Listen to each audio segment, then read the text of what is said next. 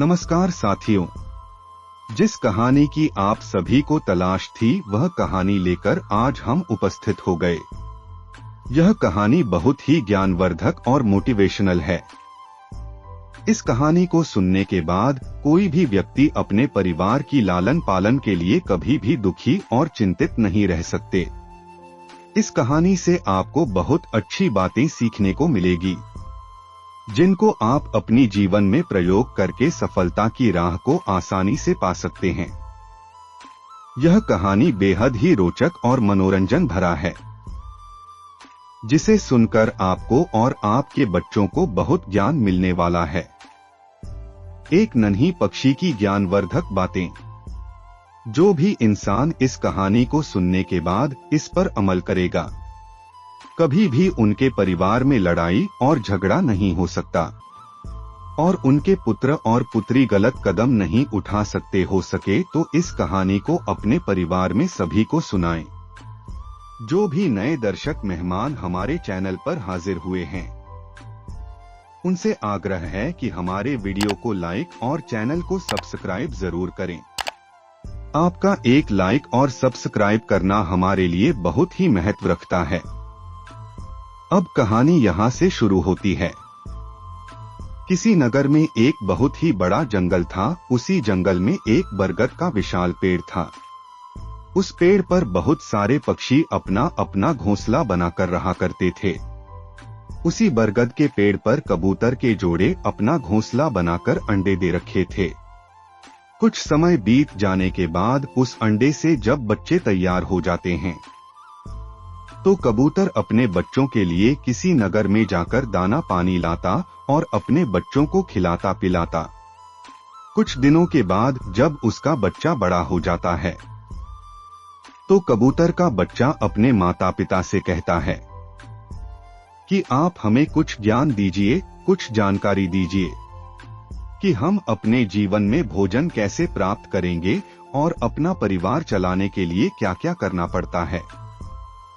कबूतर अपने बच्चों की बात सुनने के बाद अपने बच्चों से कहता है, तुम ध्यान से सुनो, हम तुम्हें एक कहानी सुनाने जा रहे हैं। यह कहानी बहुत ही ज्ञानवर्धक और प्रेरणादायक है।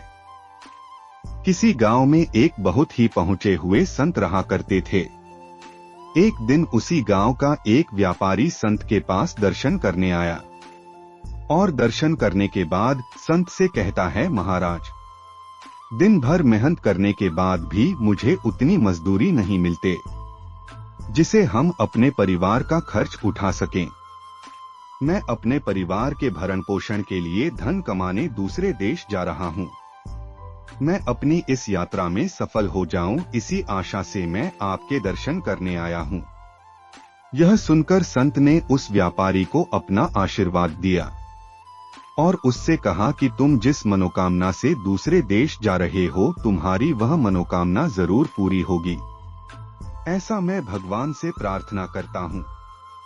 संत से आशीर्वाद लेने के बाद वह व्यापारी अपने घर वापस आकर अपनी पत्नी से कहता है, हमने संत से आशीर्वाद ले ली है, अब हम किसी दूसरे देश जाकर बहुत सारे पैसे कमा कर लाएंगे।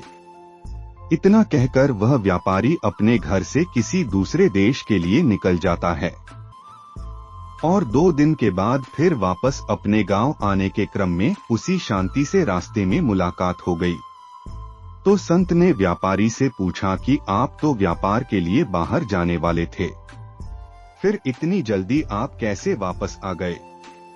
व्यापारी ने संत से कहा, जी महाराज, मैं व्यापार के लिए यात्रा पर निकल गया था, लेकिन एक जगह मैं एक वृक्ष के नीचे आराम करने के लिए ठहरा, तो मैंने एक ऐसी घटना देखी जिसने मेरे विचार को बदल दिया और मैंने अपनी यात्रा को वहीं पर रोककर वापस अपने गांव लौट आया। संत ने पूछा, ऐसी कौन सी घटना आपने देखी है? तब व्यापारी ने कहा कि मैं आराम करने के लिए एक पेड़ के नीचे लेट गया था। तभी मैंने देखा एक पक्षी अपने चोंच में दाना दबाकर लाई और उस पेड़ पर बने घोंसले में बैठे एक दूसरे अपंग पक्षी को भोजन करा रहा है। मैं वहां कुछ देर और ठहर कर देखता रहा तो मैंने देखा कि फिर से वह पक्षी अपने मोसेले से उड़ान भरती है और कुछ ही देर में अपने चोंच में दाना दबाकर उसी पेड़ पर आया और फिर से अपंग पक्षी को भोजन कराया। तब मुझे लगा, जब इस वीरान जंगल में भगवान किसी अपंग पक्षी की सहायता कर सकता है, तो फिर मुझे भी इतनी परेशान होने की आवश्यकता नहीं है। अपने घर पर रहकर भी भगवान मेरे लिए कोई ना कोई उपाय जरूर करेगा, जिससे मेरे घर का भरण पोषण सुचारू रूप से चलता रहेगा। फिर मुझे मेहनत करने की कोई आवश्यकता नहीं पड़ेगी। इसलिए मैं अपनी यात्रा को रोककर वापस आ गया।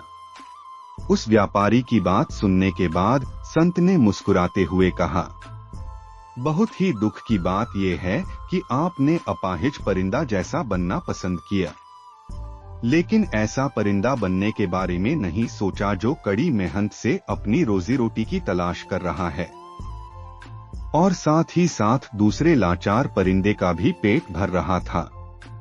इस दुनिया में बहुत से ऐसे बेबस और लाचार लोग हैं जिन्हें मदद की जरूरत है। मनुष्य को हमेशा प्रयास मदद देने की रहनी चाहिए, लेने की नहीं। व्यापारी संत की बात सुनकर संत के चरणों में गिर गया और उसे अपनी गलती का एहसास हो गया। दोस्तों, इस कहानी से हमें यह सीख मिलती है कि हमें कभी भी भगवान के भरोसे नहीं बैठना चाहिए। हमें सफलता प्राप्त करने के लिए मेहनत करनी चाहिए। मेहनत ही एक ऐसा हथियार है जो मनुष्य को किसी भी परिस्थिति से बाहर ला सकता है। व्यापारी के पास इतनी क्षमता तो थी कि मेहनत करके बहुत सारा धन जमा कर सकता था और उसकी आने वाली पीढ़ी बिना किसी मेहनत के जीवन आसानी से निकाल लेते। लेकिन अगर आज व्यापारी अपने पुत्र को मेहनत का महत्व नहीं बताता, तो एक न एक दिन व्यापारी की आने वाली पीढ़ी व्यापारी को कोसती। दोस्तों, आज के इस कहानी से हमें यही सीख मिलती है कि अगर हम अपने शक्तियों का उपयोग नहीं करेंगे, तो धीरे धीरे हम उन शक्तियों को गवा देते हैं। इसलिए अपने शक्तियों का उपयोग करते रहना चाहिए। कभी भी आलस न करें और हमेशा मेहनत करते रहना चाहिए। ऐसा करने से हमारी क्षमता बढ़ जाएगी और हम ज्यादा ताकतवर बनेंगे। यह कहानी आप सभी को कैसा लगा प्लीज कमेंट करके बताइए और हमारे वीडियो को लाइक और चैनल को सब्सक्राइब कर लें। आज के लिए इतना ही, फिर मिलते हैं एक नए वीडियो की नई कहानी के साथ। धन्यवाद।